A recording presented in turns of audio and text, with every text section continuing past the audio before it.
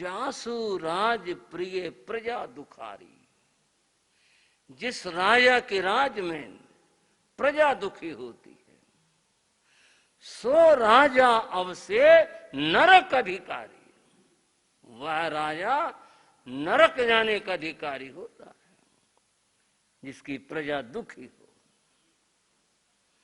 चेटक ने अपनी प्रजा को सुखी बनाने की कोशिश की थी। ये उनमें नहीं था जो राज में डूबा और लिपटा हुआ हो और संसार के सुखों में डूबा हो। इसने व्यवस्थाएं दी थी।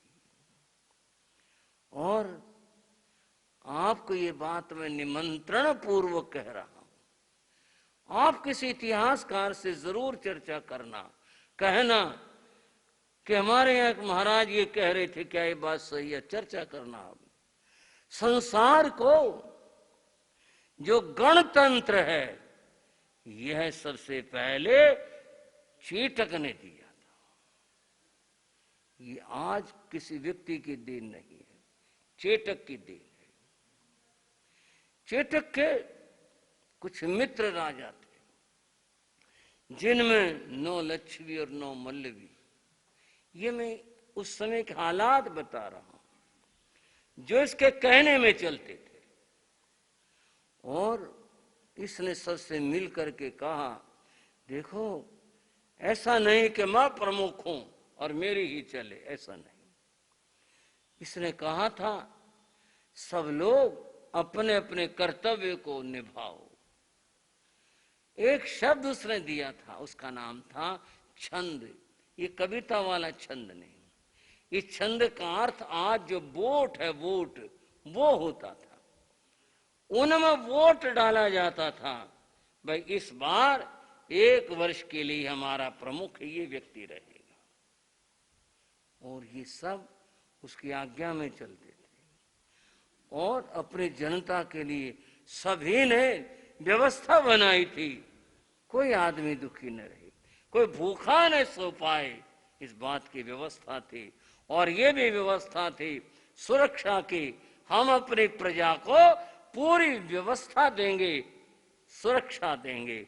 अगर कहीं आक्रमण होता है, हम सारे के सारे एक साथ मिल करके उसका सामना करेंगे। कितनी सुंदर व्यवस्था। इसीलिए सारे राज्यों में शांति, अमन और चैन था। चेटक की कुछ और बात भी समझते हैं। यह है भगवान पार्श्वनाथ की परंपरा का अनुयायी था चेटक। तो अगर एक शब्दों में हम कहें, यह जैन परंपरा का राजा था, भगवान पार्श्वनाथ की परंपरा को मानता था। इसकी बंधुओं 7 पुत्रियां थी। लड़के अनेक थे, 10 पुत्र थे। उनमें से जो सबसे बड़ा बेटा था, उसका नाम सिंहभद्र था। सिंहभद्र बड़ा बलवान था। आपको जानकारी के लिए बता रहा हूं, सिंहभद्र के बाजार में उपन्यास मिलते हैं, इतना ये चर्चित आदमी है। वैसे नहीं एक धार्मिक इतिहास हो, सिंहभद्र के उपन्यास हैं इसके ऊपर। ये इतना दुर्दांत आदमी था कि युद्ध में अगर ये पता चल गया कि सिंहभद्र आया है, दुश्मन के पांव उखड़ जाते थे। इतना इतना भयंकर आदमी था ये। तभी तो राज को सुरक्षा देता था। इसकी 7 बेटियां बंधु राजा चेटक की, जिनमें चीलना, मृगावती, शिवा, पद्मावती, प्रभावती आदि इसकी पुत्रियां थी। सारी सती धर्म का पालन करने वाली थी, महान थे सभी के सभी। ऐसा इतना सुंदर इसके घर का वातावरण था। धर्म ध्यान करने वाले थे ये लोग। भगवान महावीर का युग तो बाद में आया, हम तो उनसे पहले की बात कर रहे हैं। ऐसा इनका परिवार था। परंतु एक जिक्र तो रह गया, और वो मैंने अभी रोक भी लिया था, वो तो बहुत ही जरूरी है, इस कथा का हमारा पात्र है, बहुत ही आवश्यक है। इस राजा चेटक की एकमात्र एक बहन थी, उसका नाम त्रिशला था। अब ध्यान आई होगी बात, अब समझ आई होगी हमारी कथा से चेटक का संबंध क्या है। ये हमारा संबंध है। चेटक की एकमात्र एक बहन थी, उसका नाम त्रिशला था। सारे बच्चे योग्य थे, उनकी बहन बड़ी योग्य थी, विदुषी थी। त्रिशला बड़ी हो गई थी, युवती हो गई थी, और तो वर्णन क्या करें, जैसा शारीरिक दृष्टि से अत्यंत सुंदरी थी। इसके ऊपर बड़ा गर्व था सभी को, राजकुमारी त्रिशला। चेटक एक दिन अपने माता के दर्शन करने गया, माता थी इनकी। बैठ जा, बैठ गया पांव में। तुझे कुछ चिंता नहीं होती है क्या? माता कहो क्या बात, तेरी बहन सयानी हो चली, तुझे फिक्र नहीं है क्या इसके विवाह का? मैं सोचता हूं, फिर क्या बात है? माता, जैसी मेरी बहन है ना, ऐसी तो होनी ही बड़ी मुश्किल है। मैं चाहता हूं जिसके साथ इसका विवाह हो वह भी ऐसा ही हो, गुणी हो, योग्य हो, सारे गुण उसमें होने चाहिए। मैं नजर डालता हूं अपने राज परिवारों पर, सब पर, मित्रों के ऊपर और इधर उधर देखता हूं, मेरी समझ अभी नहीं आई।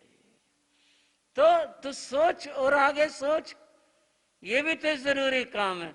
हाँ मां, जरूरी काम है, और मैं ध्यान दूंगा। ठीक है, जा, चला जा। माँ को प्रणाम किया। माँ तो ऐसे ही बोलेगी बेटे को। प्रणाम किया, माँ ने हाथ सर पर रख दिया, चेटक चला गया, चला गया। समय यूं ही सरकता रहता है, पूछता नहीं कितने कदम चलना है।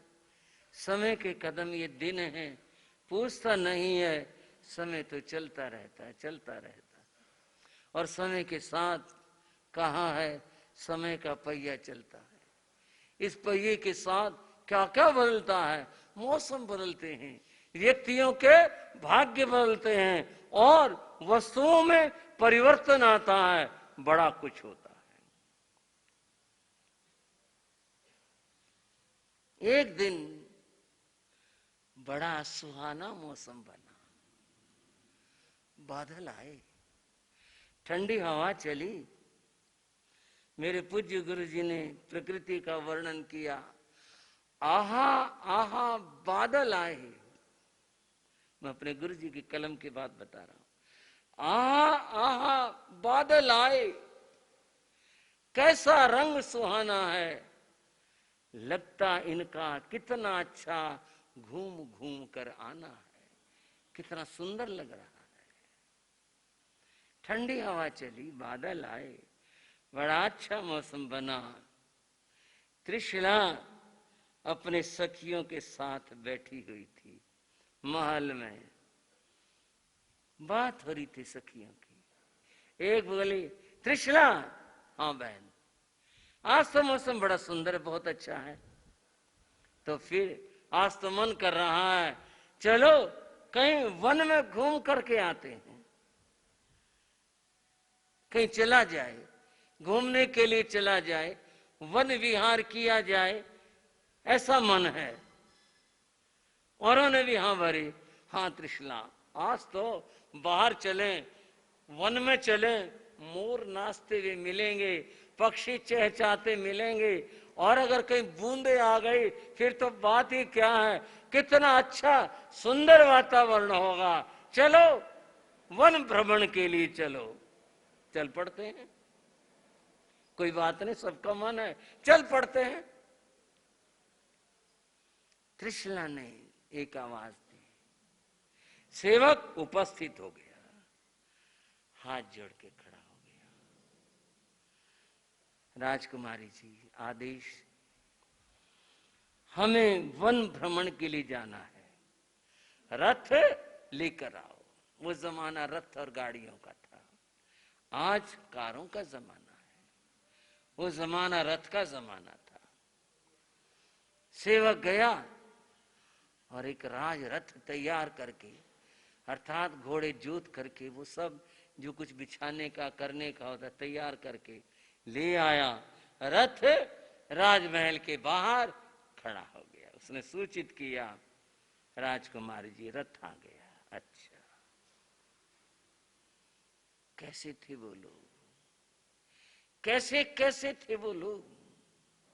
राजकुमारी ऐसे ही नहीं अपने सखियों के साथ उठी और जाके रथ में बैठ गई, यूं नहीं, मां के पास गई, जिस कक्ष में मां थी वहां गई, मां से हाथ जोड़कर अनुमति ली। मां, मेरा भी मन है, मेरी सखियां भी कह रही हैं वन विहार के लिए, तुम्हारी आज्ञा हो तो चले जाए। हाँ बेटी, पूछने की क्या बात है, जाओ, चली जाओ। मां ने उदारता से कहा। मां की तो उदारता अपने स्थान पर ठीक है, परंतु राजकुमारी, उसकी आप विनय को देखो, बिना कहे उसने कदम नहीं उठाया। सच में जब बच्चे अपने माँ बाप की परवाह नहीं करते हैं तो उनके भटकने के दिन होते हैं, और जो अपने माँ बाप से पूछ कर काम करते हैं बंधुओं, उनका जीवन कभी बिगड़ा नहीं करता है। माँ से अनुमति मिली, मुस्कुराती हुई त्रिशला आई, चलो चलते हैं।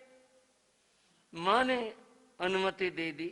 सारी सखियां जो भी थी, 5 थी, 7 थी, 10 थी, जो भी थी, महल से नीचे उतरती हैं, बाहर आती हैं। रथ तैयार था, अत्यंत सुंदर स्वर्णिम रथ, 4 घोड़े जुते हुए थे, बहुत ही अत्यंत रमणीय। सारी सखियां करके बैठ गई और रथ चल पड़ा। ऐसे थोड़े वैशाली की राजकुमारी जा रही है, ऐसे थोड़े। उनके भ्राता राजा चेतक को पता चला, संकेत भर किया, 20 नौजवान तलवारें लिए हुए उनकी सुरक्षा में पीछे पीछे कर दिए। जाओ, पीछे पीछे चल रहे थे, दूर पर चल रहे थे, किसी प्रकार का इनको व्यवधान ना हो, चल रहे थे। रथ आगे बढ़ रहा था, वैशाली को पार कर लिया और आगे चले, वन आ गया, मार्ग आगे जा रहा था और रथ ने वन में प्रवेश कर लिया। और त्रिशला, त्रिशला, हाँ वो देखो, सफेद रंग का मोर और नाचने लग रहा, देखो क्या मस्ती, कितना सुंदर लग रहा। हाँ हाँ, अरे सखी बहुत ही सुंदर है, बहुत अच्छा लग रहा है। और दूसरी कहती है, देखो वो कटवा बोल रहा है, देखो वो फला पक्षी बोलने लग रहा है। सब सखियां मौज और मस्ती में पक्षियों को देखते हुए, उनकी आवाजें सुनते हुए इस तरह से आमोद और प्रमोद कर रही थी। रथ आगे बढ़ता जा रहा था और दूर में पीछे में सैनिक तलवारें लिए हुए पीछे पीछे आ रहे थे। काफी दूर निकल गई, सन्नाटा था, बस पक्षियों का कलरव था। अत्यंत सुंदर रमणीय, बादलों की गर्जना हो जाती थी, हवा बड़ी सुंदर चल रही थी, बहुत ही सुंदर वातावरण। रथ आगे बढ़ता जा रहा था, काफी दूर निकल आए थे। सामने से एक युवक आया। रथिक जरा रुको, सामने से कोई आ रहा था। हम सहज भाषा में कोई आदमी आ रहा था, लेकिन इस भाषा में कहीं कथा कि एक युवक आ रहा था सामने से, बड़ा गठीला था, नौजवान था, सहज था, बहुत ही आसान, बस एक कपड़ा यहाँ डाले, कुछ नीचे बांधे, बड़े ऐसे घूमने के लिए ये भी निकला होगा। वह सामने से आया और उसने कहा, रथिक जरा रुको, रथ को रुको। क्यों, क्या बात है? अरे बात तो सुनो। वो आगे आ गया, जब बिल्कुल ही आगे आ गया, रथ रोकना पड़ा। रथिक को रथ रुका। क्या बात है? ऐसा है, आगे बहुत कीड़े निकले हैं, मकोड़े कीड़े निकले हैं, सारा रास्ता काला हो रहा है, इतने मकोड़े निकले। मैं बड़ी मुश्किल से बच करके आया हूं। आप अपने रथ को ना इधर की बजाय इधर से ले जाओ, इधर से ले जाके और आगे घूम करके फिर ये सड़क है, आगे सड़क ठीक है, लेकिन ये जो रास्ता है, ये रास्ते से जीव बहुत निकले हैं, सारे रगड़े जाएंगे, कुचले जाएंगे, इधर से चले जाओ। हटो। राजरथ कभी अपने रास्ते नहीं बदला करते हैं।